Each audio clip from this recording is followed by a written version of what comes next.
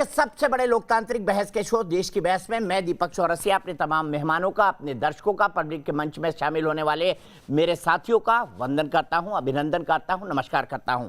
आप जानते हैं देश की बहस देश का लोकतांत्रिक बहस का शो है। दर्शकों की राय के आधार पर ही हम तय करते हैं कि किस मुद्दे पर हम बहस करेंगे और अपने घरों से दर्शक सीधे जुड़कर पब्लिक के मंच के जरिए हमारी बहस की दशा और दिशा को आगे बढ़ाते हैं, उसे धार और रफ्तार देते हैं। सबसे पहले ग्राफिक्स के जरिए देख लेते हैं कौन सा मुद्दा है जिससे आज आपने बहस के लिए चुना है। आज का टॉप मुद्दा है जातिगत जनगणना, उसे ही आपने चुना है। जातीय जनगणना को लेकर सियासत क्यों हुई तेज, इसे 85% लोगों ने वोट देकर देश की बहस का मुद्दा बनाना चाहा है। बिहार के एक सर्वदलीय प्रतिनिधिमंडल ने आज प्रधानमंत्री नरेंद्र मोदी से मुलाकात की। उसमें नीतीश कुमार, तेजस्वी यादव, जीतन राम मांझी जैसे बड़े नेता शामिल थे। उनका कहना था 2021 अब जब जनगणना होनी है तो जाति के आधार पर जनगणना होनी चाहिए। उनका तर्क यह है कि जब पेड़ गिने जाते हैं, मवेशी गिने जाते हैं, जानवर गिने जाते हैं, तो ऐसे में जाति के आधार पर जनगणना से सरकार क्यों बच रही है। सरकार ने संसद के अंदर कहा है कि जातिगत आधार पर जनगणना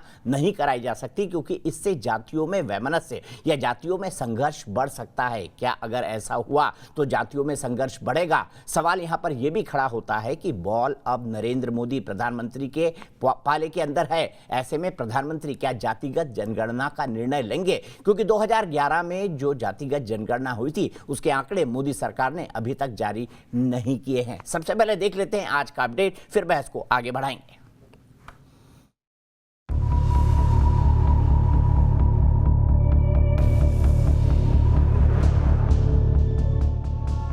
जातिगत जनगणना की मांग को लेकर बिहार के प्रतिनिधिमंडल ने प्रधानमंत्री नरेंद्र मोदी से मुलाकात की। मुलाकात में बिहार के मुख्यमंत्री और नेता प्रतिपक्ष तेजस्वी यादव समेत 11 दलों के प्रतिनिधि भी शामिल हुए। आदरणीय प्रधानमंत्री जी ने पूरी गंभीरता के साथ सबकी बात सुनी और सबकी बात जब सुन लिए हैं तो आखिरकार समय उन्होंने दिया है और सबकी बात सुन ही लिए तो निर्णय तो उनको लेना है। नीतीश कुमार के सुर में सुर मिलाते हुए आरजेडी नेता और राजनीतिक विरोधी तेजस्वी यादव ने दावा किया कि सरकार के पास सही आंकड़े नहीं है। हालांकि प्रधानमंत्री ने उन्हें ध्यान से सुना। जब जानवरों की गिनती होती है, पेड़ पौधों की गिनती होती है, तो इंसानों की भी होनी चाहिए। लेकिन केंद्र सरकार की ऐसी किसी भी जनगणना से अलग राय है। हमारा जो स्टैंड था वो तो लोकसभा में बताया गया है। आज की परिस्थिति कोई नई परिस्थिति तो नहीं बनी है। अभी तक जनगणना में सिर्फ धर्म के आंकड़े प्रकाशित होते रहे हैं, लेकिन जातिगत जनगणना की मांग करने वालों का दावा है कि ऐसा होने के बाद पिछड़े जाति, पिछड़े वर्ग के लोगों की शैक्षणिक, सामाजिक, राजनीतिक और आर्थिक स्थिति का पता चलेगा। लेकिन ऐसी जनगणना के पीछे राजनीतिक मंशा भी देखी जा सकती है। इसमें सरकार अपना मत क्यों नहीं स्पष्ट कर रही, ये बड़ी आश्चर्यजनक बात है। और लगता है कुछ मेरे ख्याल से वो जिस तरीके की इस पे पीछे भावना ना उसमें कहीं पढ़ना चाहते हैं ना कुछ और करना चाहते हैं। यही कारण है कि अब इसको लेकर सियासी गलियारों में हलचल बढ़ गई है। आंकड़े के माध्यम से जो राजनीति की शुरुआत हो रही है, मेरी राय में वह देश को मॉडर्नाइजेशन की ओर नहीं ले जाकर पीछे की ओर ले जाएगा। देश की बहस में चर्चा है कि इस तरह की मांग से समाज का कितना हित छिपा है या फिर सिर्फ ये सियासी गणित बदलने की कोशिश पर है। तो देश की बहस में हमारा आज का सवाल क्या है? आप जानते हैं हम एक सवाल पूछते हैं और कार्यक्रम के अंत में देश की बहस की दर्शकों की राय दिखाते हैं। क्या जाति आधारित जनगणना होनी चाहिए, हाँ या नहीं में आप इसका जवाब दे सकते हैं, यस और नो में।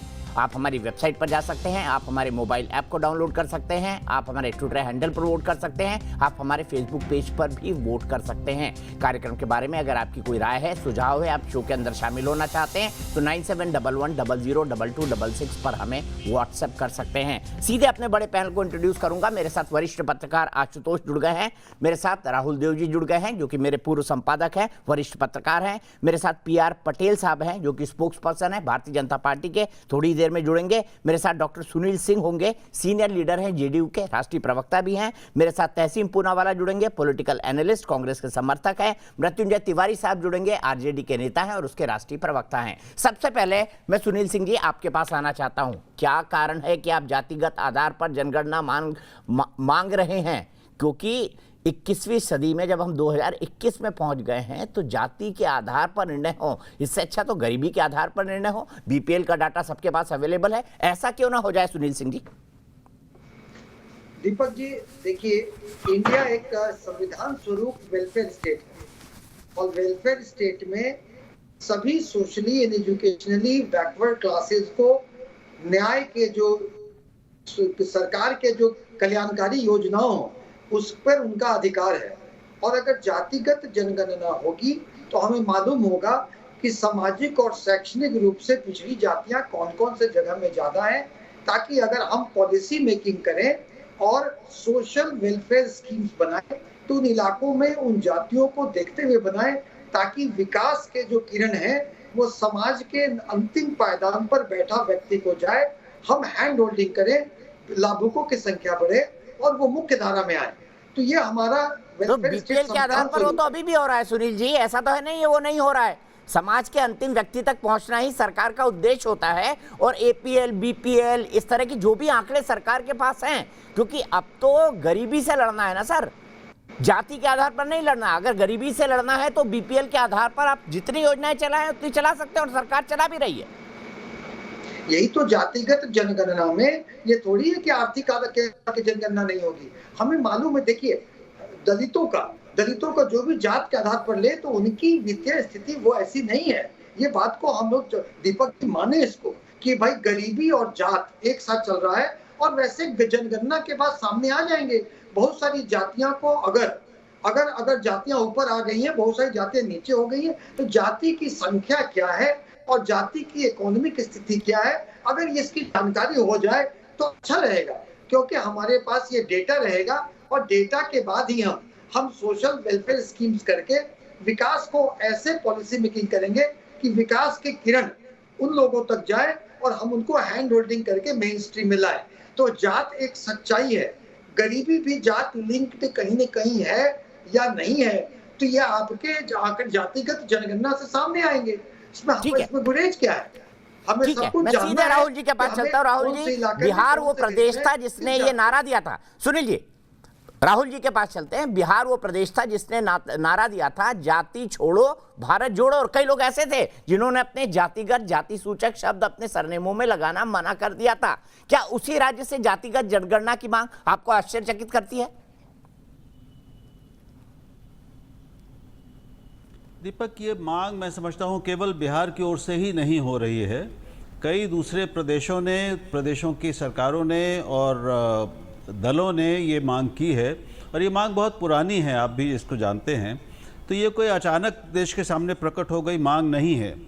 अभी तो ये हुआ है कि बिहार का एक शिष्टमंडल प्रधानमंत्री से मिला है, लेकिन ये दशकों से ये एक सवाल सभी सरकारों के सामने आया है कि जातियों की गणना की जाए कि नहीं की जाए। 90 साल से नहीं की गई है। लेकिन इसके पक्ष दोनों में तर्क हैं, लेकिन एक बात तय है कि हमारे संविधान जो देश के भविष्य की, राष्ट्र निर्माण की जो तस्वीर और सपना सामने रखता है देश के, वो एक जाति विहीन और वर्ग विहीन समाज बनाने का था। यही सपना अम्बेडकर जी का भी था, और तमाम हमारे जितने समाज सुधारक या बड़े चिंतक विचारक राष्ट्रीय नेता हुए हैं उनका भी रहा है। लेकिन ये एक बात है, और जाति जब बिल्कुल एक तरह से अटल रूप से स्थायी हो जाएगी, और हो ही गई है, वो एक केवल उसको एक सच्चाई के रूप में स्वीकार करना शेष है। जब पूरी राजनीति जाति के आधार पर चल रही है, जब सरकारी योजनाओं का वितरण भी जातियों के और वर्गों के आधार पर हो रहा है, और जब अभी सरकार ने जो संसद में जो 127वां संशोधन पेश किया है, वो भी जाति के ही लिए था, जाति के ही आधार पे था। वो ओबीसी आरक्षण और ओबीसी के इस पूरे मुद्दे को लेकर ही था। तो इसके बाद जाति गणना न की जाए, कौन सी जाति, उपजाति और उपजातियाँ कितनी संख्या में हैं, इसका कोई तार्किक अस्वीकार करने का कारण जरा कठिन हो जाता है। ठीक है, दूसरी बात यह है कि जब तक जातियों का आंकड़े पूरे नहीं हैं, हमें यह भी नहीं मालूम कि जो सरकारी सेवाओं का फायदा है वो सही लोगों तक पहुंच रहा है कि नहीं पहुंच रहा है। और सारी सरकारी सेवाएं और जो योजनाएं हैं, जो सब्सिडीज़ हैं, वो बन इसी आधार पर रही हैं। तो ये वर्ग और जाति के जो बटा हुआ है, इसको कभी न कभी तो स्वीकार करना पड़ेगा, लेकिन उसके दुष्परिणाम भी हैं। एक उथल पुथल मचेगी, सामाजिक निश्चित रूप से मचेगी। तो हर सरकार के सामने एक ये यक्ष प्रश्न रहता है। ठीक है, मैं सीधे आशुतोष के पास चलता हूं। आशुतोष, आपने बहुत खूबसूरत आर्टिकल लिखा कि कैसे कमंडल से मंडल की पॉलिटिक्स कर रही है भारतीय जनता पार्टी। जब ओबीसी को आरक्षण को लेकर सरकार ने एक संविधान संशोधन बिल पास किया, क्या आपको लगता है बीजेपी की सरकार नकार पाएगी जातिगत जनगणना को, वो भी तब जब उत्तर प्रदेश के चुनाव सामने हैं और वहां पर बिना सोशल इंजीनियरिंग करे बीजेपी फिर से सरकार बना पाए? ऐसा मुश्किल दिखता है। देखिए दीपक जी, पहली बात तो हम सिर्फ बीजेपी को टारगेट करो, बीजेपी से ये सवाल क्यों पूछे? देश के प्रधानमंत्री नरेंद्र मोदी सवाल ये क्यों पूछे कि भाई आप जाति को नकार करके राजनीति कर सकते हैं? इस देश के अंदर ऐसी कौन सी पॉलिटिकल पार्टी है जो जाति को सच्चाई मानकर राजनीति नहीं करती है? अभी थोड़ी देर पहले आपको याद होगा कि जब प्रधानमंत्री जी ने अपने कैबिनेट का रिशफल किया था तो सारे भारतीय जनता पार्टी के नेताओं ने, कैबिनेट मिनिस्टर ने गिना के बताया था कि उनकी कैबिनेट में 27% लोग ओबीसी समुदाय से हैं। तो जब आप कैबिनेट में मिनिस्टर कितने हैं, उनकी संख्या आप बताते हैं ओबीसी के आधार पे, तो इस आबादी में कितने प्रतिशत ओबीसी के लोग हैं, हर जाति के कितने लोग हैं, ये बताने में शर्म क्यों होनी चाहिए? मुझे तो ये बात समझ में नहीं आती, पहली बात। दूसरी बात मैं ये बताना चाहता हूं कि इस देश के अंदर जब टिकट बंटने का काम होता है, हर एक कॉन्स्टिट्यूएंसी की, आप विधानसभा पार्लियामेंट तो छोड़ दीजिए, जो काउंसलर का चुनाव होता है वहां भी हर कैंडिडेट को यह पता होता है कि कितने प्रतिशत वहां पे कुर्मी है, कितने प्रतिशत कायस्थ हैं, कितने प्रतिशत अपर कास्ट के लोग हैं, कितने प्रतिशत ब्राह्मण हैं। सबको पता होता, अच्छी तरीके से पता होता है जो चुनाव लड़ता है। तो फिर हम ये की तरीके से अपना सिर बालू में क्यों कहते हैं कि हम जो है जाति करेंगे तो जाति बढ़ती है। हकीकत यह है कि हिंदुस्तान और खास तौर पे जो हिंदू समाज है, इसकी परिकल्पना ही नहीं की जा सकती जाति के बगैर। और अगर आप आरएसएस की विचारधारा में जाएंगे तो आरएसएस ये कहता है कि हिंदुस्तान के जो बरसों से, हजारों साल से जो हमारी सभ्यता बची रही, उसका सबसे बड़ा कारण ये था क्योंकि यहाँ पे जाति के नाम पे संगठन था। तो इसलिए जाति से इतर होकर हिंदुस्तान की कल्पना भी नहीं की जा सकती है, मैं मानता हूं इस बात। लेकिन एक चीज जो मैं बड़ी शिद्दत के साथ कहना चाहता हूं कि बार बार ये जो कहा जाता है कि गरीबी के आधार पे करना चाहिए, तो शायद ऐसे लोगों को भारत के समाज के बारे में शायद समझ थोड़ी कम है, बड़ी माफी के साथ कहना चाहता हूं, क्योंकि समाज में आज भी गरीब ब्राह्मण का सम्मान एक बहुत ही अमीर दलित की तुलना में अगर आप देखेंगे तो बहुत स्पष्ट हो जाएगा किसका सम्मान ज्यादा है। तो यहाँ पे सम्मान, असम्मान, अपमान ये जाति के आधार पर तय होता है, और उसकी वो अमीर है गरीब है इससे बड़ा कम तय होता। छोटा सा उदाहरण दूंगा, 30 सेकंड का उदाहरण दूंगा। जब बाबा साहब अंबेडकर न्यूयॉर्क से पढ़ के गए थे और पढ़ने के बाद बड़ौदा के राजा के यहाँ जब उनको डिफेंस सेक्रेटरी बनाया गया था, तो उनके जो कनिष्ठ अधिकारी थे, जो चपरासी थे, जो दरवाजा बंद करते थे, वो चाबी लाके हाथ से ऊपर ऐसे उनके हाथ में डालते थे, कहीं बाबा साहब से वो टच ना कर जाए, क्योंकि वो ब्राह्मण थे। अब आप समझ लीजिए कि इतना पढ़ा लिखा आदमी, और वो जब डिफेंस सेक्रेटरी बनता है उसको भी ही देखा जाता है क्योंकि वो दलित थे। तो ये जो नैरेटिव बनाने की कोशिश की जाती है कि गरीबी सबके साथ है, मानता हूं मैं, हर आदमी में गरीबी हो सकती है, लेकिन अपमान जो होता है वो जाति के आधार पर होता है, और जितनी नीची की जाति होती है उतना ही उसका अपमान होता है, चाहे भले ही वो कितना ही अमीर क्यों ना हो।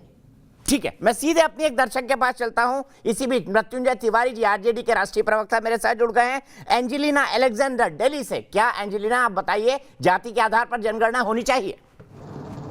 सर, मेरे हिसाब से तो जाति की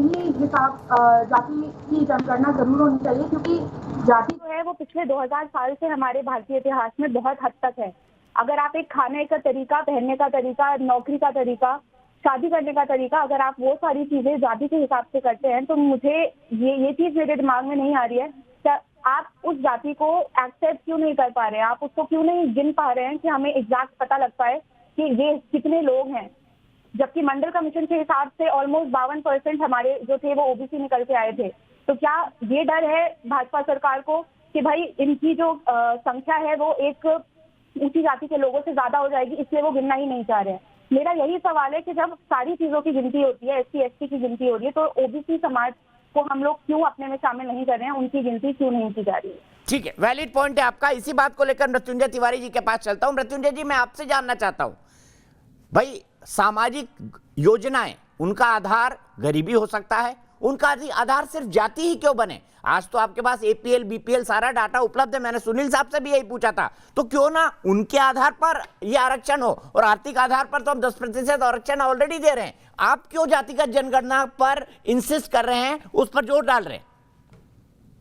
देखिए दीपक जी, सबसे पहली बात तो अगर जातीय जनगणना होती है, इसमें बुराई क्या है, खराबी क्या है, ये बात समझ में नहीं आ रही है। सब जाति को, हम स्वर्ण समाज में भी गरीब लोग हैं, स्वर्ण समाज के लोग भी ठेले चला रहे हैं, रिक्शे चला रहे हैं, किसी के यहाँ बर्तन मांज रहे हैं, चौका बर्तन का काम मांजने का काम कर रहे हैं।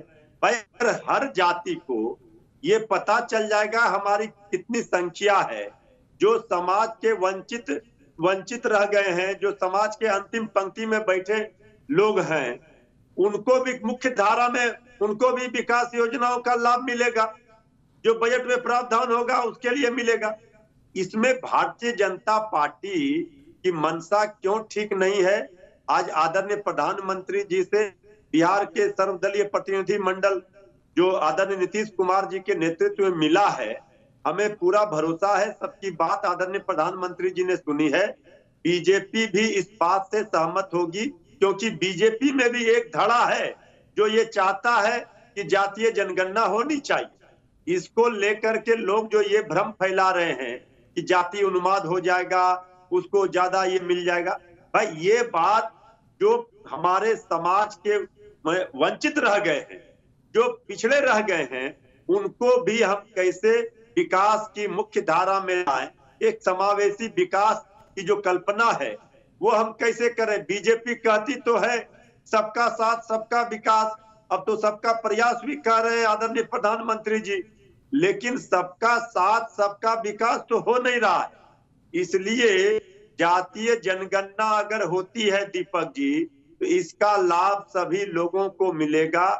जो जातियों में भी कई प्रजाति हैं उन तक भी ये लाभ मिलेगा। ये सारी चीजों को हम लोगों का तो ये चिर परिचित मांग रहा है। लगातार 2011 में भी जो जातीय जनगणना हुआ था, आदरणीय लालू प्रसाद जी, आदरणीय मुलायम सिंह जी, सब लोगों ने पार्लियामेंट में दबाव बनाया था, तो जातीय जनगणना हुई। अब भारतीय जनता पार्टी प्रकाशित नहीं कर रही। जातीय जनगणना प्रकाशित करो, इसको लेकर के भी हम लोगों ने आंदोलन किया था।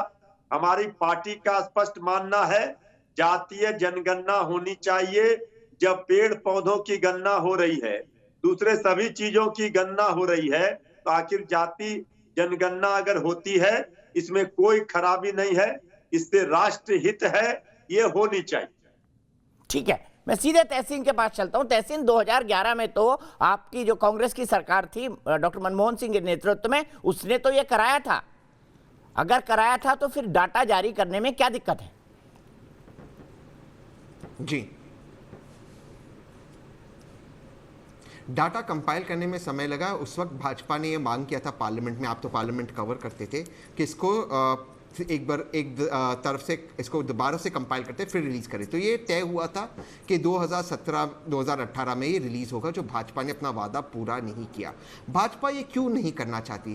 क्योंकि भाजपा चाहती है कि जो एग्जिस्टिंग सिस्टम है वो ना टूटे। देखिए ऑलरेडी इस जो होता है सर्वे, इसके अंदर SC ST और जो हमारे रिलीजियस सर्वे ये तो होता है, तो हम सारे कास्ट को देश के सामने क्यों नहीं रखते? क्योंकि मैं आपके चैनल पे पहले भी कह चुका हूँ, आज भी कहूँगा, इस डेटा को आप रिलीज करो और फिर जिसकी जितनी संख्या भारी उसकी उतनी हिस्सेदारी होनी ही चाहिए। क्यों नहीं मिले? क्यों नहीं मिल रहे लोगों को मौका? आज 70 साल से अधिक हो गया हमारी आज़ादी को, 75 ईयर्स हम मना रहे, लेकिन क्यों जिसकी जितनी संख्या है उसको उतनी हिस्सेदारी क्यों नहीं मिल रही? ये प्रश्न इस मुल्क को उठाना ही पड़ेगा मुल्क को आगे जाने के लिए। ठीक है, आपको लगता है ये सवाल उठाना पड़ेगा, लेकिन सुनील साहब, सबसे बड़ा और सबसे प्रमुख सवाल ये, आपको क्या लगता है भारतीय जनता पार्टी क्यों विरोध करी? आपका तो सहयोगी दल है, आप तो हाथ मिला के, कान पकड़ के, कैसे भी करके उसे मना सकते हैं। यहाँ आपकी राजनीति और भारतीय जनता पार्टी की राजनीति अलग कैसे होगी? इसके पहले मैं दो बातें कहूंगा दीपक। एक तो आशुतोष जी ने पूरे सामाजिक ताना बाना तोड़ने का लगता है ठेका ले रखा है, इतने विद्वान आदमी हैं। ये जातिगत जनगणना के समर्थक तो हम भी हैं, मगर इसके पहले उन्होंने वो कहानी ले गए जो बरसों पहले की बात है, जो उस जमाने से हम निकल चुके हैं। वो कितने भी जनता को गुमराह करेंगे और पुराने चीजों के रूढ़िवादी चीजों पर ले जाएंगे और एक उदाहरण ला करके एक पूरे जातीय उन्माद खड़ा करने की कोशिश करेंगे, तो मैं उनके प्रवृत्ति को उनको कहूंगा कि इतने विद्वान आदमी है, कृपया न करें। दूसरा, जो कांग्रेस के समर्थन के जो लोग आज बीजेपी पर ताने कस रहे हैं जातिगत जनगणना को लेकर, 2011 में जातिगत जनगणना हुई, कांग्रेस के लोगों ने उसको रिजल्ट पब्लिश नहीं किया और उनकी दोहरी नीति देखिए, आज बड़ी बड़ी बातें बोल रहे हैं, गाल बजा रहे हैं, ये अच्छी नहीं है। तीसरा सवाल आपका बीजेपी का, तो देखिए बीजेपी का तो मैं प्रवक्ता नहीं हूँ, मेरा ये व्यक्तिगत मानना है कि बीजेपी भी सारी जातियों को, गरीबों को, पिछड़ों को, अल्पसंख्यकों को, सबको लेके चलना चाहती है, सबका विकास करना चाहती है, मगर एक मंजिल पर पहुंचने के रास्ते लोगों के अलग अलग हो सकते हैं। तो वो रास्ते अलग अलग में उन्होंने भी देखिए, अगर अभी आप करें तो पिछड़ों के लिए बहुत किया उन्होंने इकोनॉमिकली वीकर सेक्शंस फॉरवर्ड के लिए किया, उन्होंने अभी नीट में रिजर्वेशन दिया, तो वो भी पिछड़ों के लिए, अल्पसंख्यक और दलितों के लिए, उत्थान के लिए कृत संकल्पित हैं। ये मेरा व्यक्तिगत मानना है। उनके जो उस तक पहुंचने के रास्ते अलग हो सकते हैं, उनकी अपनी लॉजिक होगी, लेकिन मेरा आज एक बात और मानना है कि जिस तरह से माननीय मुख्यमंत्री जी के नेतृत्व में बिहार का डेलीगेशन मिला और जातिगत जनगणना कैसे राज्य के लिए, देश के लिए उपयोगी है, इस पर एक एक बातें समझाई। मुझे पूरी उम्मीद है कि प्रधानमंत्री जी जातिगत जनगणना करवाएंगे, क्योंकि आज का दिन वो काफी, जैसा कि डेलीगेशन में गए थे, उनके जो बयान आए वो काफी कन्विंस दिख रहे थे। तो मेरा पूरा आशा नहीं, पूरा पूर्ण विश्वास है कि वो जातिगत जनगणना करवाएंगे, ताकि इससे गरीबों और वंचितों तक सोशल वेलफेयर स्कीम्स के लाभ पहुंच सकेंगे, वो लाभुक होंगे। और जात पात तभी मिटेगी दीपक जी, जबकि हम हैंड होल्डिंग करके पिछड़े और दलितों को हैंड होल्डिंग करके मुख्य धारा में लाएंगे। वो जो कास्टलेस सोसाइटी की बात राहुल देव जी कर रहे थे, अल्टीमेटली आदर्श है कास्टलेस सोसाइटी और क्लासलेस सोसाइटी। तो ये तभी होगा जब वे मुख्य धारा में आएंगे, सभी बराबर होंगे। आशुतोष जी, आप पर आरोप है कि आप सामाजिक ताना बाना बिगाड़ रहे हैं। आप बाबा साहब अंबेडकर के उस युग का एग्जाम्पल दे रहे हैं जो भारत में अब इतिहास हो चुका है। अनटचेबिलिटी अब भारत में कोई बहुत बड़ा फैक्टर नहीं रहा। आपने देखा इस देश ने एक राष्ट्रपति दिया दलित समाज से, आपने चीफ जस्टिस ऑफ इंडिया दिया दलित समाज से, आपने उपराष्ट्रपति दिया दलित समाज से, आपने बड़े बड़े पदों पर लोगों को बैठाया, आपने कई बार मतलब दर्जनों बार चीफ मिनिस्टर बनाया दलित समाज से। ये टोकनिज्म है, इसके अलावा कुछ नहीं है। आपने ऊना की वो तस्वीरें शायद सुनील जी ने देखी नहीं होंगी और रोहित वेमुला के बारे में शायद सुना नहीं होगा, इसलिए वो ऐसी बातें कर रहे हैं। ज्ञान तो हकीकत ये है कि क्या पता सर, मुझे क्या पता, आप ही जानते हो। मैंने आपने बोला, मैंने आपको डिस्टर्ब किया, आप भी मुझे डिस्टर्ब ना करें। अच्छी बात इसी में, तभी बातचीत अच्छी हो पाएगी। इस देश के अंदर रोहित वेमुला जैसे निहायत ही ब्रिलियंट जीनियस लड़के को आत्महत्या करना पड़ता है, और इस शहर के इस गुजरात के अंदर ऊना में दलितों के साथ किस तरीके का अत्याचार हुआ ये सबने देखा है। आज वो घोड़ी पर चढ़कर जाता है तो उसकी पिटाई होती है, वो मूछें रख लेता है तो उसकी पिटाई होती है। और मुझे तो ये जो वाक्य है, इस पर बहुत ही आपत्ति, बहुत ही भयानक आपत्ति। ये अपवाद की बात है आशुतोष, अपवाद की बात है। दीपक, मुझे नहीं लगता कि आप इस हिंदुस्तान में आप रहते, मैं जानता हूं अच्छी तरीके से। हकीकत क्या है? हकीकत बहुत कड़वा है। हकीकत इतनी कड़वी है कि शायद हम उसको सुनना भी नहीं चाहते। और अभी भी एरोगेंस देखिए, एरोगेंस क्या है कि हम उनकी हैंड होल्डिंग करेंगे, उनको मुख्य धारा में लाएंगे। आप कौन है भाई? आपके अंदर अभी भी वो वर्चस्ववादी मानसिकता है कि मैं दलितों पिछड़ों को मुख्य धारा के अंदर लाऊंगा। दलित पिछड़े समाज में 70% से ज्यादा हैं, वो तय करेंगे कि मुख्य धारा के अंदर कौन रहेगा कौन नहीं रहेगा। आप नहीं तय करोगे, इस मानसिकता से बाहर निकलना पड़ेगा। और इस देश की जो अगड़ी जातियां हैं, अगर वो इस मानसिकता से बाहर नहीं निकलेंगी तो तकलीफ होगी। इसलिए मैं कहता हूं, ये सब नाटक ड्रामा छोड़ दीजिए कि हम उनके हैंड होल्डिंग करेंगे, उनको मुख्य धारा के अंदर लेके आएंगे। आप मार्जिनलाइज होने वाले हो। जिन 10% लोगों ने इस सरकार के सारे मुख्य पदों पर कब्जा कर रखा है, उनसे सवाल पूछने का वक्त है। जो 70-80% लोग हैं, वो कैबिनेट सेक्रेटरी क्यों नहीं बनते? वो जो है फॉरेन सेक्रेटरी क्यों नहीं बनते? वो डिफेंस सेक्रेटरी क्यों नहीं बनते? वो चीफ जस्टिस क्यों नहीं बनते? आपने कहा एक चीफ जस्टिस, सिर्फ के.बी. बालाकृष्णन का नाम आपने लिया, एक चीफ जस्टिस। जरा बताइए कि मौजूदा जुडिशरी सुप्रीम कोर्ट में कितने अपर कास्ट लोग हैं, कितने ब्राह्मण हैं, कितने क्षत्रिय हैं, और उसमें कितने प्रतिशत ओबीसी दलित हैं? जरा गिन के मुझे बता दीजिए। हिंदुस्तान के विश्वविद्यालयों के अंदर 2% से ज्यादा भी वाइस चांसलर दलितों पिछड़े तबके के नहीं, और आप कहते हैं उनके हैंड होल्डिंग करेंगे। आपने ठेका ले रखा है क्या हैंड होल्डिंग करने का? लोकतंत्र के अंदर जिनकी संख्या होगी वो देश चलाएंगे, वो मंत्री बनेंगे, वो जुडिशरी बनेंगे। तो हमारे यहाँ जो एक डिस्क्रिमिनेटरी सिस्टम चला जा रहा है, उसको अभी भी कुछ लोग अपनी जो ये कहते हैं ना फ्यूडल माइंडसेट के तहत वो हैंड होल्डिंग करके उनको मुख्यधारा में लाना चाहते हैं। अभी भी समझ में नहीं आ रहा है कि अभी भी समझ में नहीं आ रहा है कि देश के मैं पटेल साहब के पास चलता हूं। पटेल साहब मेरे ख्याल से खुद गुजरात से आते हैं। पटेल साहब मुझे बताइए, आशुतोष ने एग्जाम्पल दिया कि गुजरात में अभी भी दलित दूल्हे को न तो घोड़ी चढ़ने दिया जाता है, न ही मूछें रखी जाती। क्या ये सत्य है? और दूसरा, क्या आप इसलिए जातिगत जनगणना नहीं करा रहे हैं ताकि जो बड़ी जातियां हैं उनका वर्चस्व है भारतीय जनता पार्टी के अंदर, वो खत्म ना हो जाए? एक बार फिर से सवाल किया जाए। मैं आपसे ये पूछ रहा हूं कि आप इसलिए जातिगत जनगणना नहीं करा रहे हैं कि जो अगड़ी पार्टियां आपके यहाँ वर्चस्व वाली हैं उनका वर्चस्व खत्म ना हो जाए?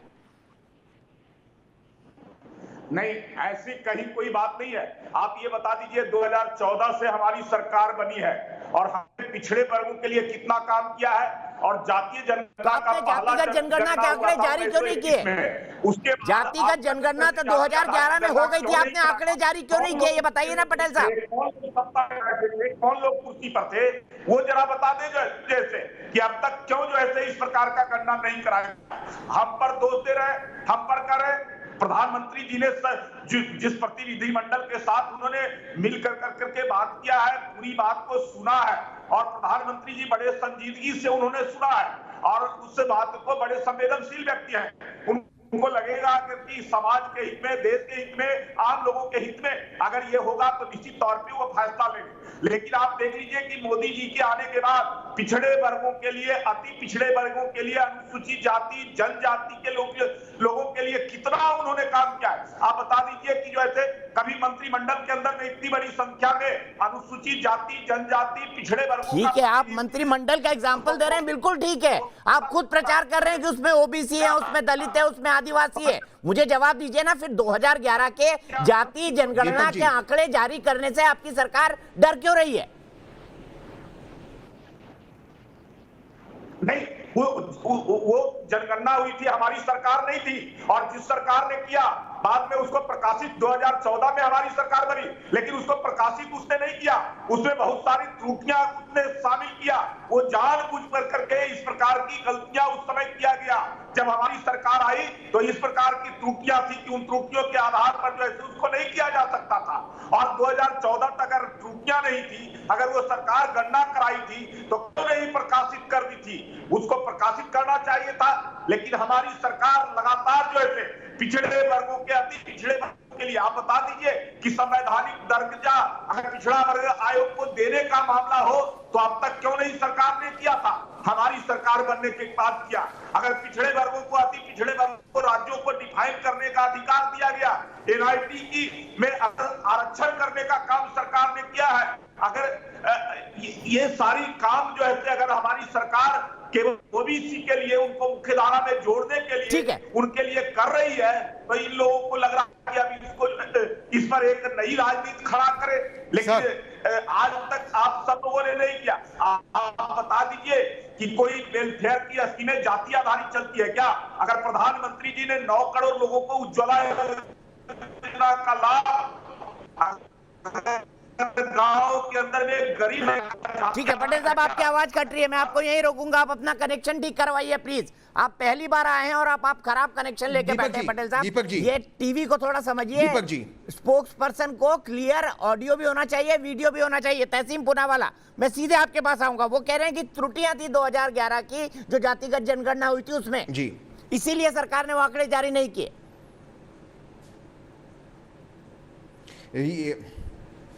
ये झूठ कह रहे हैं आपके चैनल पे। आपका एक नेशनल चैनल है, इस तरह की झूठी बातें नहीं कहना चाहिए।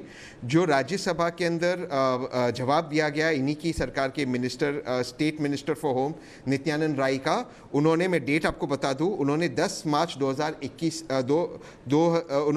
2021 को ये जवाब दिया कि हम इस डेटा को रिलीज़ नहीं करेंगे। ये डेटा हमने होम मिनिस्ट्री के पास रख दिया है सुरक्षित, और इसमें कोई गड़बड़ नहीं है। ये उन्होंने राज्यसभा को रिप्लाई, रिटर्न रिप्लाई के अंदर दिया। तो आप कम से कम नेशनल टेलीविजन टेलीविजन पे झूठ मत बोलिए। लेकिन इसके अलावा मुझे आपसे दूसरी बात करनी है। ये कहते हैं कि हमने इतने सारे जो है रिफॉर्म्स किए मोदी जी ने, आरएसएस का मुखिया एक ओबीसी या दलित कब बनेगा?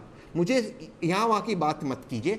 आरएसएस का मुखिया आज तक क्यों नहीं बना, उसका जवाब दीजिए। और दूसरी बात, जैसे इसके पहले जो भाई आशुतोष भाई कह रहे थे, आज सुप्रीम कोर्ट में हमारे डिस्ट्रिक्ट मजिस्ट्रेट्स, हमारे बाकी जो कॉन्स्टिट्यूशनल पोस्ट है, वाइस चांसलर्स, उनके संख्या के हिसाब से क्यों उनकी पोजीशंस पे रिप्रेजेंटेशन नहीं मिलती उनको?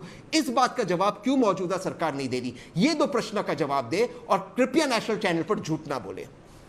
बताइए पटेल साहब, बताइए पटेल साहब। वो कह रहे हैं कि कोई त्रुटिपूर्ण नहीं था, आपने षड्यंत्र करके उस आंकड़े को रोका है। फिर मैं ले जाऊंगा आशुतोष के पास से सवाल कि क्या मेरिट को बिल्कुल खत्म कर दिया जाए? मेरे दीपक जी, जरा उनसे पूछ लीजिए कि जनगणना हुआ है 2011 में और 2014 में हमारी सरकार बनी है। 3 वर्षों तक आपने क्यों नहीं उसको प्रकाशित किया? किस कारण से?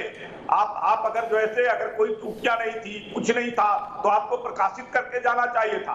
आपको पता था कि सरकार आपकी जाने वाली है, इसलिए इस प्रकार का उसको गणना करो कि ताकि जो नई सरकार आए वो परेशानियों में पड़े और उसको घोषित ना कर सके, उसको प्रकाशित ना कर सके। आप बता दीजिए कि आज तक ये लोग गरीबी यहाँ पकड़े गए ना, गरीबों को आपने गरीबों के लिए योजना बनाया, उन तक पहुंचाने का काम किया। आज जो ऐसे गरीबी बढ़ती गई देश के अंदर में, 52 करोड़ से अधिक लोग जो ऐसे देश के अंदर में गरीब हो गए। तो आप किस लिए जो ऐसे आपने कभी जो ऐसे पिछड़ा वर्ग आयोग आपने नहीं बनाया? जब न्यायालय का फैसला आता है, न्यायालय के जोर जबरदस्ती से आपको पिछड़ा वर्ग आयोग बनाना पड़ता है। उसको संवैधानिक दर्जा उतने दिनों तक आप नहीं दे सके हैं, आप नहीं दे सके। आप मंडल कमीशन का रिपोर्ट कब आई? मंडल कमीशन को क्यों नहीं जो ऐसे आपने लागू किया था? दबा करके रखे थे। जब जनता दल की सरकार आई तब मंडल कमीशन की रिपोर्ट को लागू किया गया।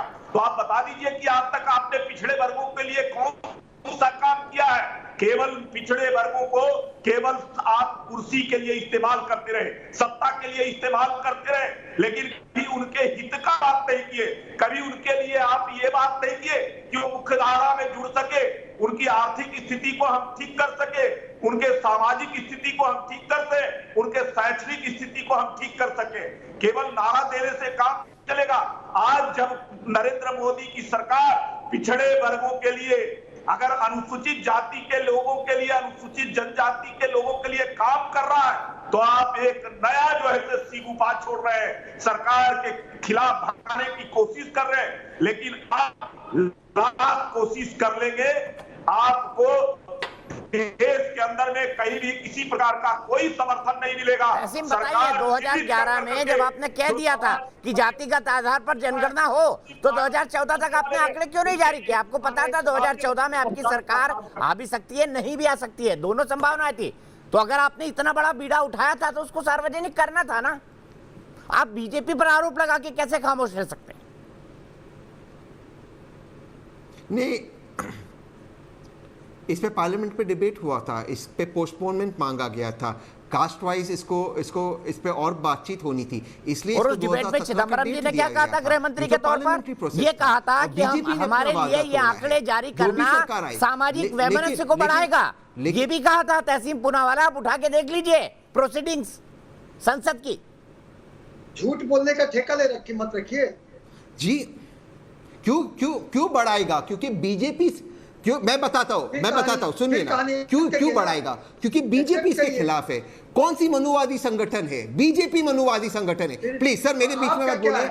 आप मेरे एक प्रश्न का जवाब दीजिए, उससे सारे आपकी जनता को सारे उत्तर मिल जाएंगे। सर सुन लीजिए ना, इसे बीच में बोलने का दीपक जी का शो है, देश का नंबर 1 शो है।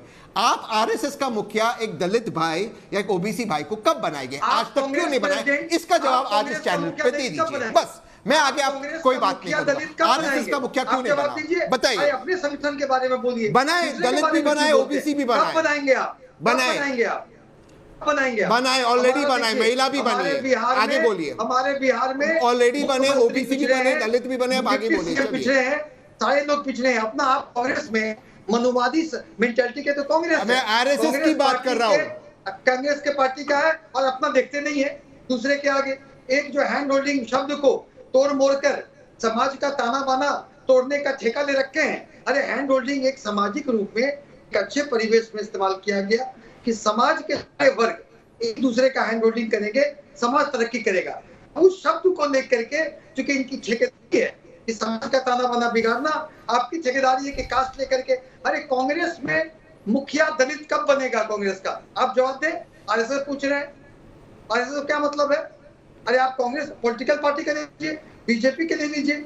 बीजेपी के दोनों हमारे यहाँ जो उप मुख्यमंत्री हैं दोनों पिछड़ी जाति से हैं, हमारे मुख्यमंत्री पिछड़ी जाति के हैं। और बल्कि तो कहाँ पे आपका ये डिसीजन का बात लगता है? अपना जवाब दीजिए ना। दूसरे सवाल करते हैं, आपने मेरे अपना सवाल का जवाब नहीं दीजिए। दिया। आपकी सरकार ने खुद कहा था पार्लियामेंट के अंदर, खुद पी चिदम्बरम ने कहा था कि जातीय जनगणना अगर जारी हो गई तो सामाजिक वैमनस्य से बढ़ेगा। अब आप ही उसकी वकालत क्यों कर रहे हैं? आप बीजेपी पर क्यों आरोप लगा रहे हैं?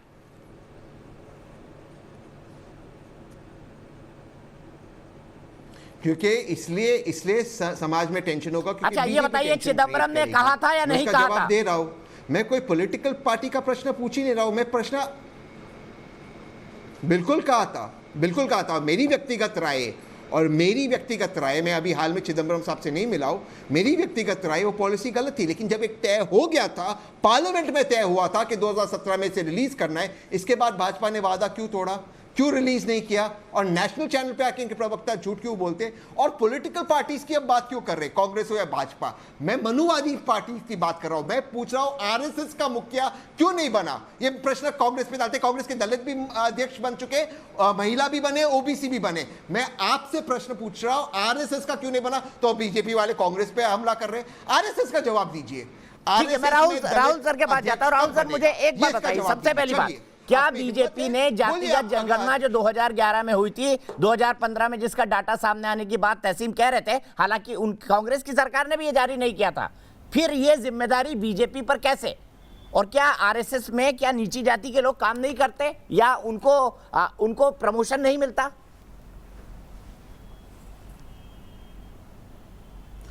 पहली बात ये कि दीपक, जो 2011 की जनगणना हुई थी उसके बाद उसको स्वीकार करके 2015-16 में रिलीज़ हुई थी, उसको सोशियो इकोनॉमिक कास्ट सेंसस कहते हैं, जो 2015 में आई थी। यानी कांग्रेस उस समय शासन में नहीं थी तो वो उसकी घोषणा नहीं कर सकती थी, पहली बात। तो ये जिम्मेदारी उस समय वो अरुण जेटली थे, उन्होंने इस बात का जवाब दिया था।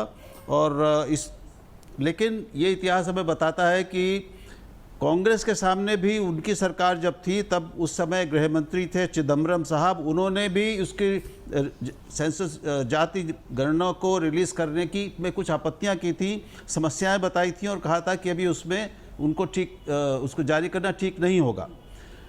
बीजेपी के भीतर दो तरह की राय है इसको लेकर। एक वर्ग है, और हम जानते हैं कि बीजेपी को अपनी हालिया जो सफलताएं मिली हैं वो अधिकांशतः पिछड़ी जातियों के समर्थन के कारण ही मिली हैं।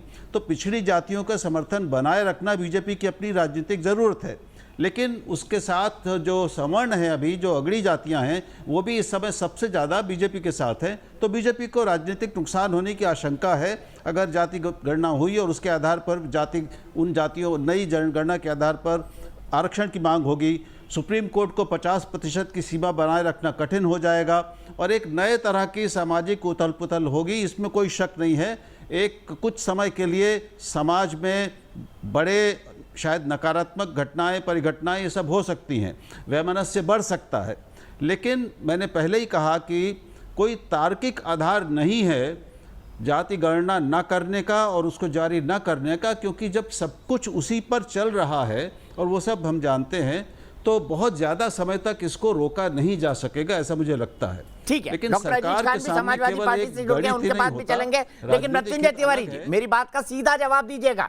आप तो सरकार में थे ना 2011 के वक्त, आप सरकार के पार्ट थे, भले से लालू जी मंत्री नहीं थे। उस वक्त चिदम्बरम संसद में ये कह गए कि भाई इससे तो सामाजिक वैमनस्य नहीं बढ़ेगा। तो आपका दबाव कहां काम आया? अपनी सरकार से आप ये नहीं करवा पाए कि जातिगत जनगणना के आंकड़े घोषित कर दिए जाए। अब बीजेपी से ये उम्मीद क्यों? दीपक जी, आदरणीय लालू प्रसाद जी, आदरणीय मुलायम सिंह यादव जी, शरद यादव जी, सब लोगों ने दबाव उस समय बनाया था तो जातीय जनगणना हुई थी। लेकिन जातीय जनगणना होने के बाद जो जातीय जनगणना को प्रकाशित करना था वो बीजेपी 3 वर्षों के बाद तो हमारी शासन ही चली गई यूपीए की। तो 14 में जब भाजपा आई, इसके बाद जातीय जनगणना प्रकाशित करो, इसको लेकर चिदम्बरम साहब साफ कर चुके थे, हम जनगणना तो करा रहे हैं, आंकड़े नहीं जारी करेंगे, तब आप क्यों खामोश थे? मैं ये पूछ रहा हूँ आपसे। नहीं, हम खामोश नहीं थे। हम लोगों ने, हमारे नेता आदरणीय लालू प्रसाद जी ने इस मुद्दे को लेकर के सड़कों पर आंदोलन किया है, पार्लियामेंट में लगातार दबाव बनाया है।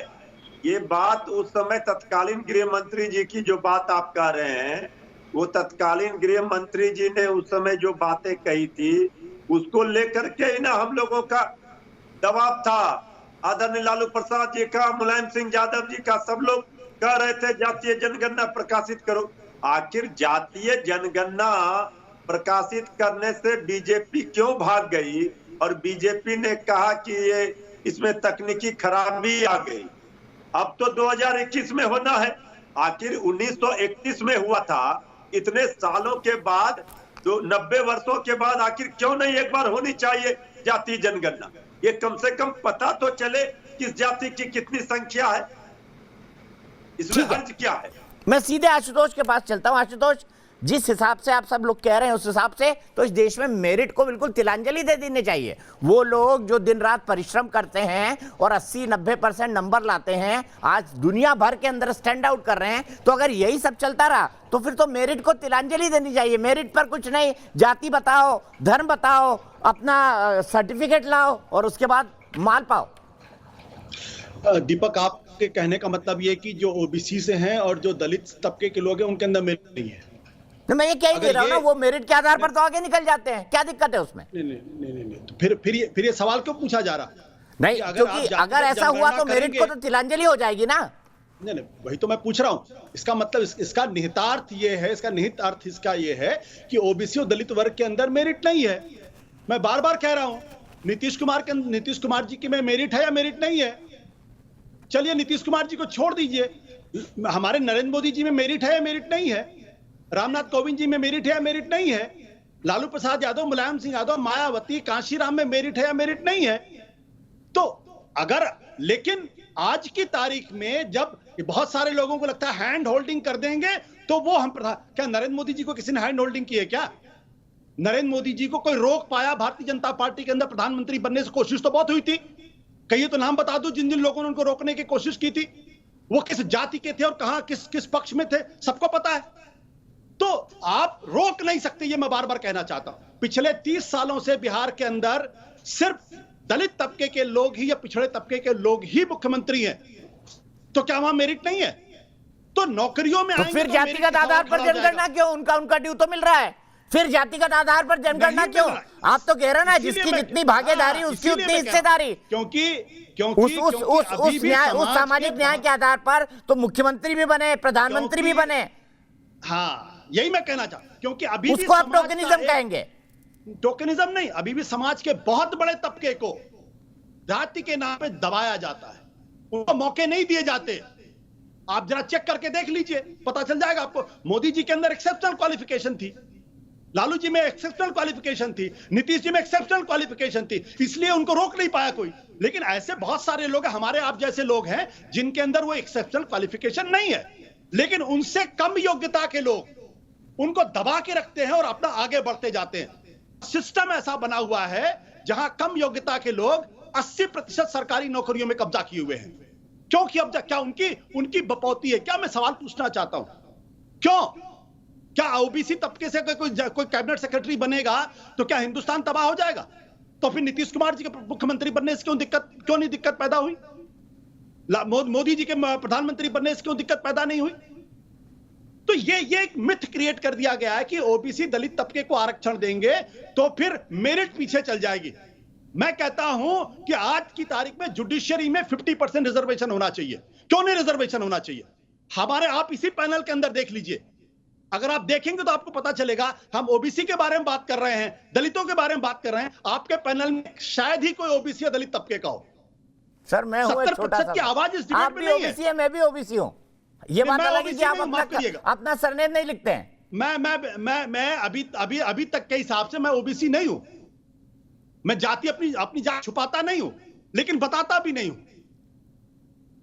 और दीपक, मैं जानता हूं कि आप ओबीसी कैसे आते हैं, लेकिन आप अपने सर, इस बता दीजिए सर। पैनल का कॉन्फ़िगरेशन देख लीजिए। आपके अलावा इसमें आप देखिए ना, कौन दलित है? आप देख और लीजिए, आपको आप भी देख लोगों ने लीजिए, समझा आपको दिया मालूम चल जाएगा। कि अब दीपक चौरसिया के अंदर मेरिट नहीं है। अरे दीपक चौरसिया अरे, को रोकने की बहुत अरे सारे लोगों ने पैनल का ही कोशिश देख की, मैं लीजिए ना जानता हूं। सर जी। लेकिन दीपक सर जी, चौरसिया पैनल का ही देख लीजिए, आज जातिगत जनगणना पैनल की हो जाए। लेकिन आप जैसे बहुत सारे लोग सौभाग्यशाली नहीं है। अब सुनील जी के साथ दिक्कत क्या है कि हैं तो जनता दल यूनाइटेड में, लेकिन बोली आरएसएस की बोल रहे हैं।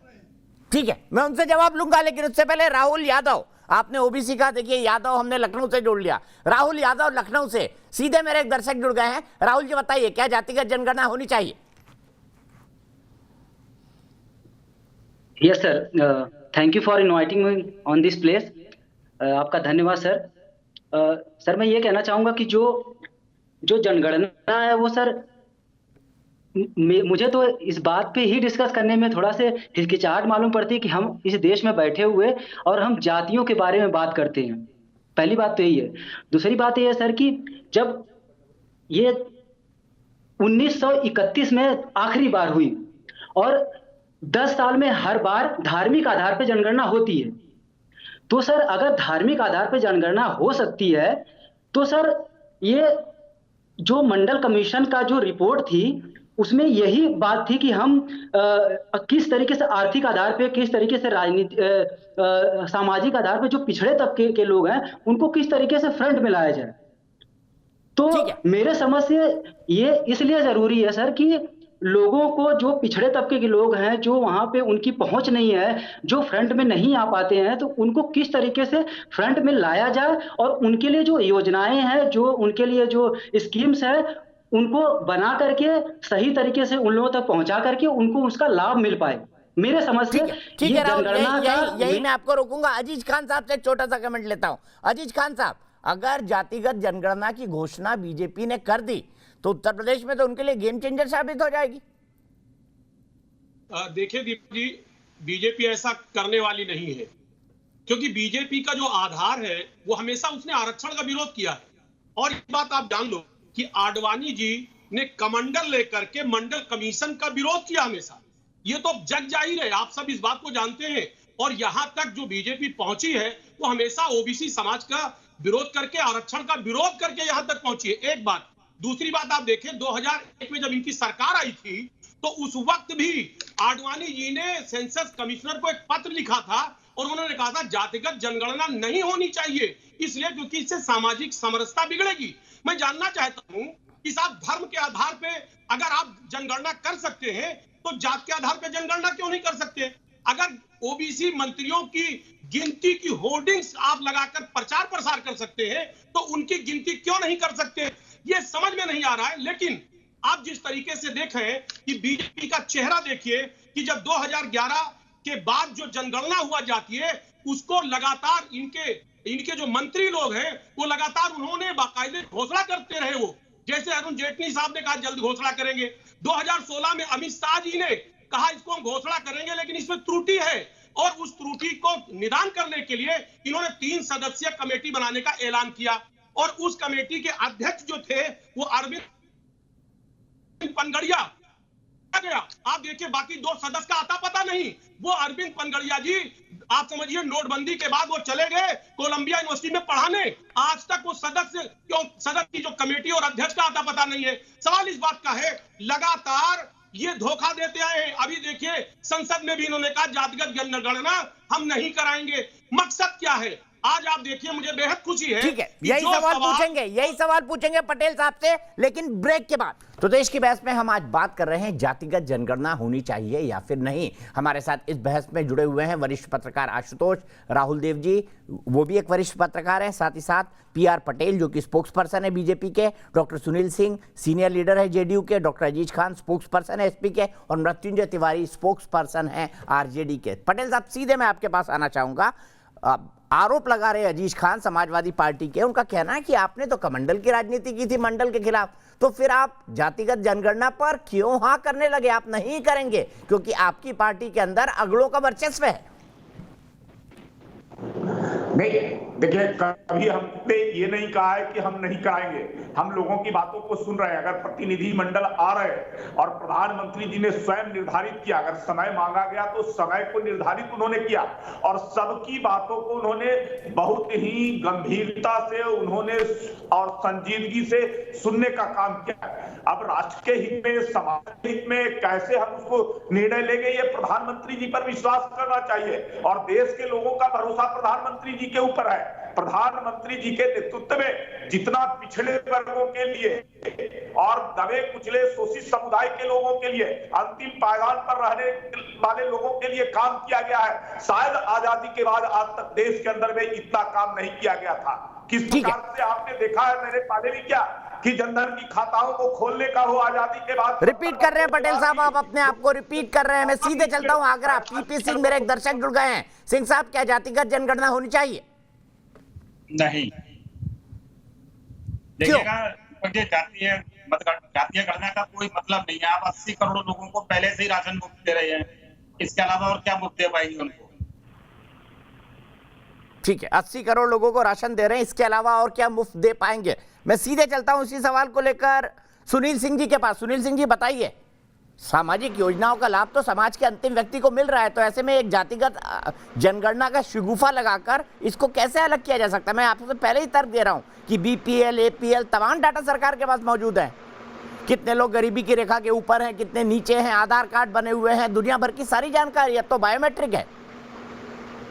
नहीं, लोक कल्याणकारी योजनाएं, खुशी की बात है कि अंतिम गरीब लोगों को मिल रहा है, लेकिन ये अगर सफिशिएंट होता तो आज भी गरीबी वैसी नहीं होती, आज भी पिछड़ी जातियों और दलितों की स्थिति वैसी नहीं होती। तो कहीं ना कहीं पॉलिसी में आमूलचूल परिवर्तन की जरूरत है और कहीं ना कहीं इस तरह के चीजों में कालांतर में कुछ हो सकता है। गरीब अमीर हुए होंगे, अमीर गरीब हुए होंगे, तो इन सब चीजों का वास्तविक आकलन के संबंध में ऑल पार्टी डेलीगेशन प्रधानमंत्री से मिलकर के एक एक चीजों की वकालत की गई है।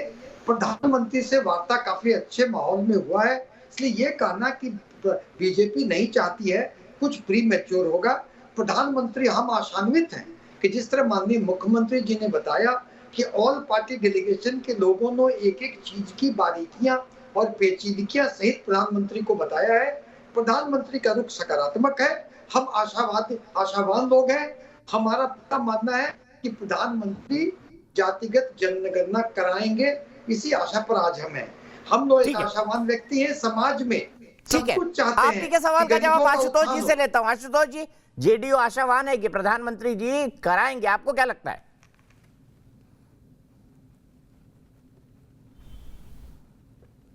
तो इसलिए दूसरी बात क्या है कि देखिए, अगर बिहार के अंदर आपको राजनीति करनी है और वहां पर रेलिवेंट बने रहना है, तो आपको ओबीसी पॉलिटिक्स से अलग या दलित पॉलिटिक्स के अलावा दूसरी कोई राजनीति वहां कर नहीं सकते। उत्तर प्रदेश के अंदर भारतीय जनता पार्टी पिछले 30 सालों में राजनाथ सिंह और आप रामप्रकाश गुप्ता और योगी आदित्यनाथ, 3 अपर कास्ट के लोग मुख्यमंत्री बने। लेकिन बिहार में जब से मंडल कमीशन लगा उसके बाद से आज तक कोई भी जो है वो अपर कास्ट का आदमी वो मुख्यमंत्री नहीं बना है। तो अगर आपको बिहार की पॉलिटिक्स में रेलिवेंट बने रहना है तो वो नीतीश कुमार के इर्द गिर्द ही राजनीति, वो तेजस्वी यादव के इर्द गिर्द ही राजनीति, वो सुनील सिंह के इर्द गिर्द राजनीति नहीं हो सकती। बहुत स्पष्ट तौर पर मैं कहना चाहता हूं। तो इसलिए ये जो सवाल खड़ा किया जाता है, जब आपने सवाल पूछा कि भाई 80% लोगों को क्या चाहिए, पिछड़ों को सम्मान चाहिए, सवाल गरीबी का नहीं है, सवाल सम्मान का है, सामाजिक सम्मान का सवाल है। उनको जाति के आधार पर अगर आप उनको नीचा देखते हैं, उनको सामाजिक सम्मान नहीं देते हैं, उनको अपमानित होना पड़ता है, ये उनकी सबसे बड़ी लड़ाई है। और वो लड़ाई तभी कंप्लीट होगी जब सत्ता के शीर्ष पर, चाहे वो जुडिशरी हो, चाहे वो प्राइवेट सेक्टर हो, चाहे वो सरकार हो, हर जगह उनकी जनसंख्या के हिसाब से उनकी भागीदारी होगी, तभी उनको सम्मान मिलेगा, नहीं तो सम्मान नहीं मिलने वाला। ठीक है राहुल सर, आपको आशुतोष की बात सुनकर कहीं ऐसा लगता है कि वाकई अगर इस तरह का सम्मान दिया जाने लगा तो मेरिट तो इररिलेवेंट हो जाएगी देश में? नहीं, मैं नहीं समझता कि मेरिट और सामाजिक प्रतिष्ठा में कोई ऐसा परस्पर विरोध है। और हमें ये याद रखना चाहिए कि पिछड़ेपन का की जो कसौटी मानी गई है वो सामाजिक और शैक्षिक पिछड़ापन मानी गई है। तो जब तक सामाजिक पिछड़ापन है, शिक्षा को भी हम शामिल कर लें, तब तक ये इसकी ज़रूरत रहने वाली है। दूसरी बात, मेरिट का जहाँ तक सवाल है, मैं समझता हूँ कि अगर जाति गणना होती है, जातियों की नई जनसंख्याएं सामने आती हैं, उसके आधार पर नीतियां बदलने की ज़रूरत पड़ती है, तो देश को कहीं ना कहीं मेरिट को किसी उसके एक फैक्टर के, एक तत्व के रूप में शामिल करने पर विचार करना पड़ेगा, और वो किया जा सकता है। ऐसा नहीं है कि इनके कोई हल नहीं निकाले जा सकते, लेकिन हमें इतना ध्यान रखना चाहिए कि अगर 90 साल से ये जनगणना नहीं हुई है और इस बीच इतनी सरकारें आई और जग गई, तो उसका कोई कारण होगा। ऐसा नहीं है कि केवल इसी सरकार के सामने समस्या आ रही है या यही सरकार अनिच्छुक है। मुझे लगता है कि ये सरकार तो इस समय पिछड़ी जातियों को और अति पिछड़ी जातियों को उसने जिस तरह से अपने बीजेपी ने जोड़ा है, उसको इतना ज़्यादा अपार फायदा मिला है, तो उसको कोई नुकसान बहुत ज़्यादा नहीं होगा। लेकिन ये बात हमें स्वीकार करनी होगी कि कुछ समय के लिए सामाजिक उथल पुथल और अशांति हो सकती है, तो कोई भी सरकार आमतौर पे ऐसी परिस्थितियों से बचना चाहती है। ठीक है, सीधे डॉक्टर अजीज खान के पास चलता हूं। अजीज खान जी, आपकी तो ओबीसी की पार्टी है, लेकिन आप पर आरोप लगता है कि यादवों को छोड़कर आपने किसी को कुछ दिया ही नहीं, इसीलिए 64% ओबीसी वोट 2019 में मोदी जी के खाते में क्या है? देखिए दीपक जी, 2-3 बातें हैं।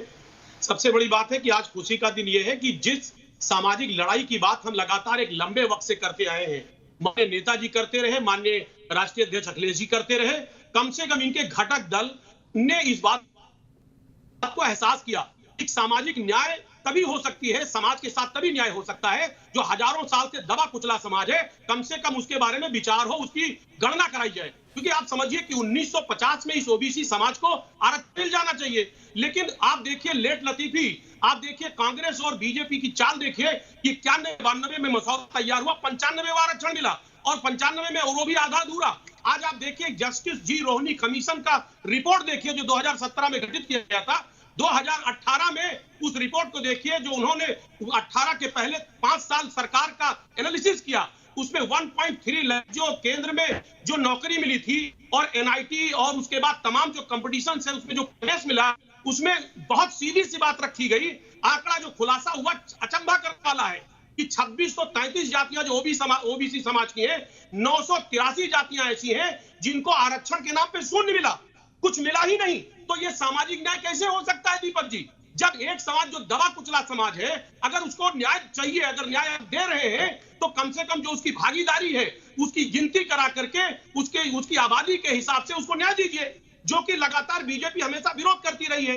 बीजेपी कभी नहीं चाहती है कि उनकी गिनती हो, उसके तमाम अलग अलग तरीके से तर्क दिए जाते हैं कि सामाजिक। ठीक है, मैं आप ही की बात को मृत्युंजय जी के पास ले जाता हूं। मृत्युंजय जी बताइए, आज आप प्रधानमंत्री जी से मिल लिए, क्या बीजेपी साहस कर पाएगी जातिगत जनगणना कराने का?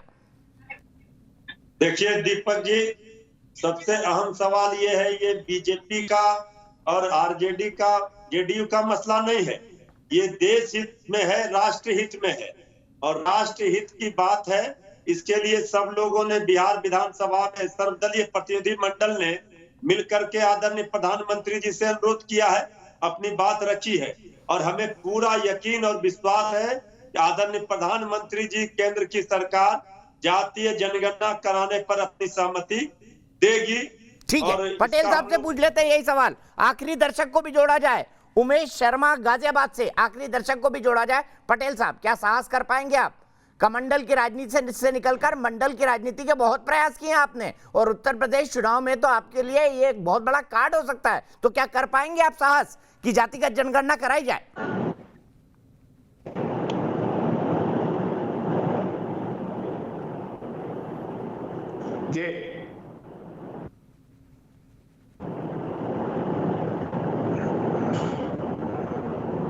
बोलिए पटेल साहब, आपके जवाब का इंतजार कर रहा हूं।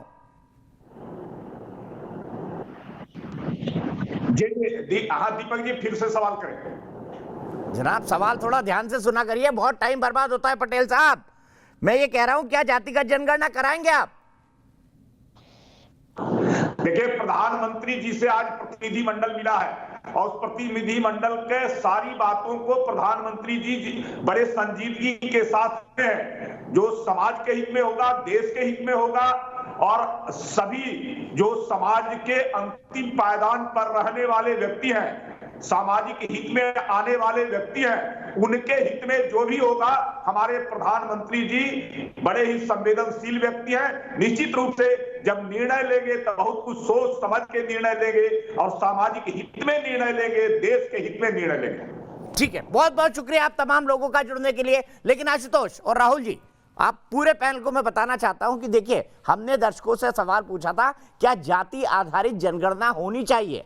यस कहना है सिर्फ 20% लोगों का और नो कहना है 80% लोगों का। तो ये भी एक माइंडसेट दिखाता है आज का जो हमारा सवाल है देश की बहस में, क्या जाति आधारित जनगणना होनी चाहिए। सिर्फ 20% लोग कहते हैं हाँ होनी चाहिए, नहीं होनी चाहिए। बॉल अब प्रधानमंत्री के कोर्ट में है और मुझे लगता है सरकार सभी बातों को ध्यान में रखकर एक बेहतर फैसला करेगी। हालांकि इस मसले पर एक पिटीशन सुप्रीम कोर्ट के अंदर भी लंबित है। देश की बहस में आज के लिए इतना ही, लेकिन न्यूज़ नेशन एक ऐसा चैनल है जहां पर खबरों का सिलसिला कभी नहीं थमता।